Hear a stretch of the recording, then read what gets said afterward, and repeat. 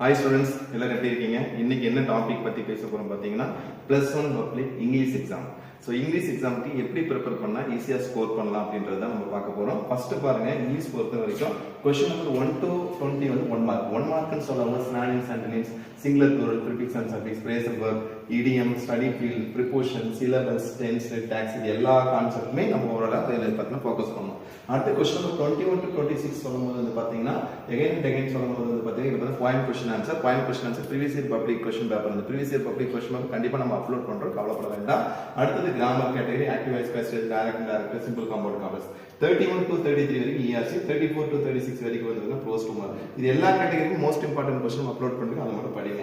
அதுக்கப்புறம் 37 to 40 வரைக்கும் general concept வரக்கூடிய headlines, process, notices, message writing, pie chart. அடுத்த கான்செப்ட்ல 41, 42, 43 ப்ரோஸ் பேராகிராஃப், போயம் பேராகிராஃப், நாட்டிக்கல். இது எல்லாத்தையும் நம்மளுடைய சேனல் GR சக்சஸ் ஸ்டேஜ்ல வீடியோ போட்டுருக்கோம், அதை கண்டிப்பா ஃபாலோ பண்ணுங்க.